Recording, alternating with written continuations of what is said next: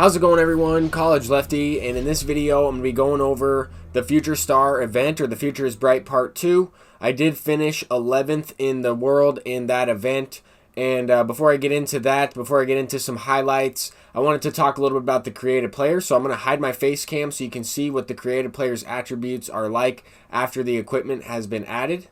So this right here is the power focused creative player at the first choice. So 85 diamond, power focused creative player at shortstop.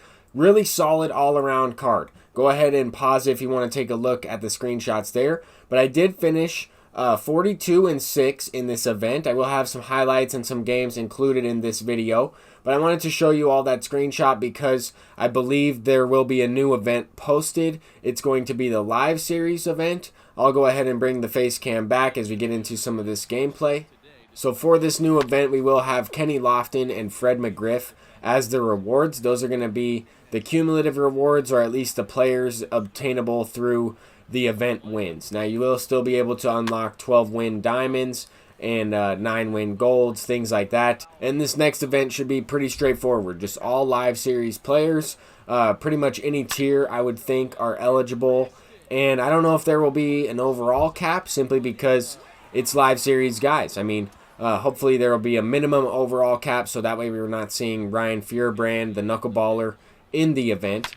But in this event so far, I mean, you're probably wondering why I went into this event with the gold team. I had a couple missions that I was looking to complete for program stars. So I did have a mission where I needed to tally 4 runs with gold outfielders, and that's why I have Leody Taveras in the game right here, and he gets the job done. So we do have a couple guys that we're using. I realized that I didn't need any gold infielders in there. I'm an idiot. I realized that after I already built the team. So I do have some diamonds on the bench. I went ahead and pinch hit for some of the gold infielders because I am playing some good players. This guy had a pretty good record. He had a lot of games played. He's a diamond level, and I did play a lot of good players in this event. But here's Estevan Florial, an outfielder who's playing, you know, the prospect card, playing center field, and that's going to be a gold player getting a run right there. So we are moving towards those missions. Those daily missions do give a lot of program stars, and I'm at about 240 when I am playing these games. So that's something to keep in mind. I need about 60 more. The dailies will certainly help. That last game, I did give up a home run, but we are able to get the win. I loaded up with a new team. I went in with 3 silver outfielders, actually 3 gold outfielders, my mistake, and then a bunch of future stars to go along with it. I also could not hit the ball at all with Mike Piazza, so I'll be using Dalton Varsho in this video, and he already hit a home run. There, Jesus Sanchez gets a home run, lefty, and now we have Jesus Sanchez on second base in the 3rd inning, and I'm able to score him again. So I am able to complete that mission.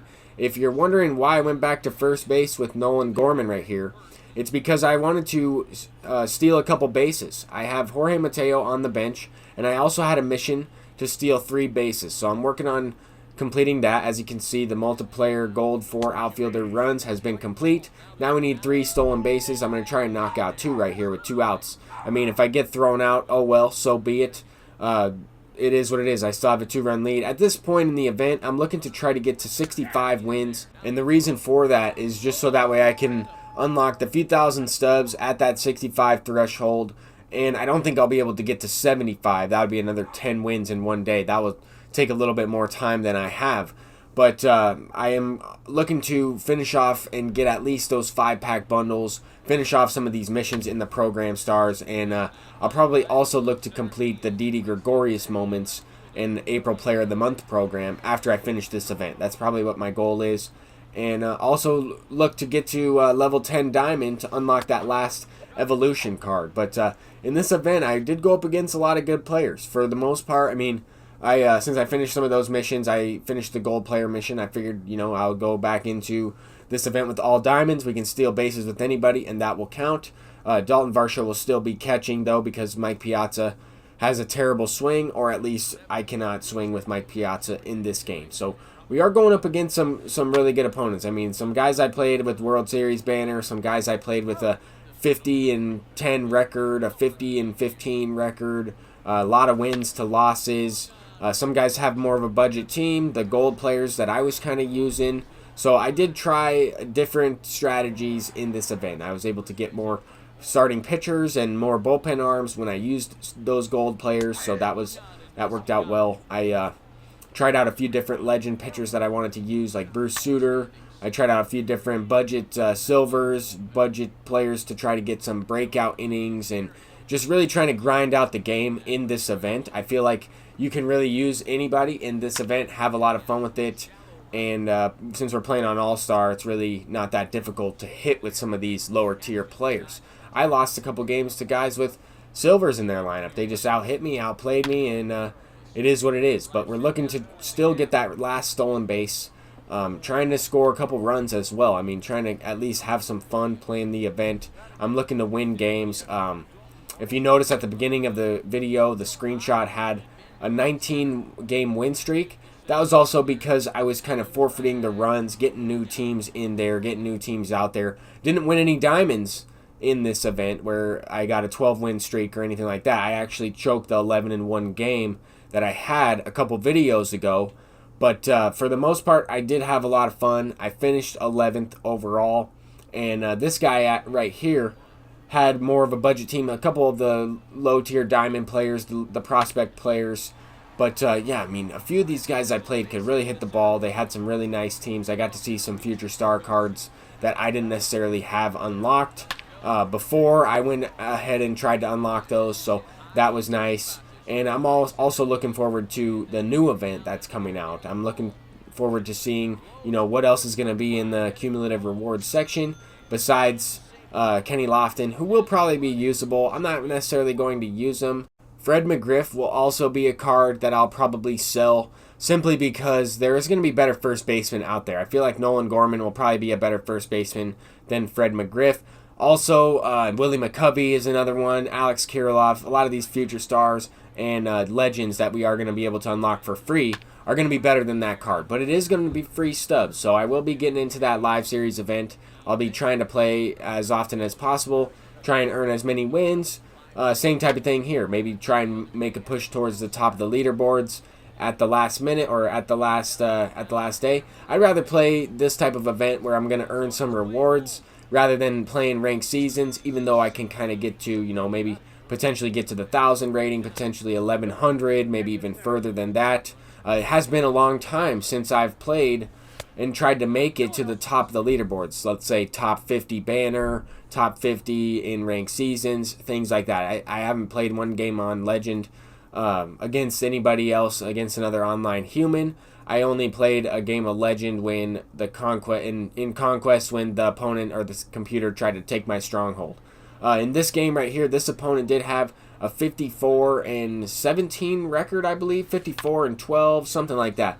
50 wins, 55 wins, and still in the teens with losses, which is great. I mean, my record is about 39-7, and I actually won the last 10 games of ranked seasons that I've played. I started off pretty slow this last season at 1-3.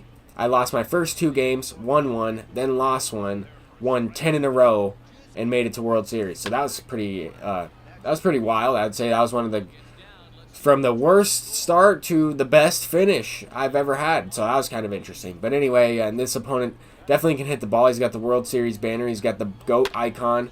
And I could also have those two exact two icons and banners. But I just keep the generic one until maybe we get a flawless, until we get a special banner of a player that I like, or, until we get that Detroit Tigers banner. I might put that one on there. But Vidal Brujan, starting off these games with triples and doubles, that's allowing a pretty good hit and run to tie up the game and potentially take the lead here on this base hit.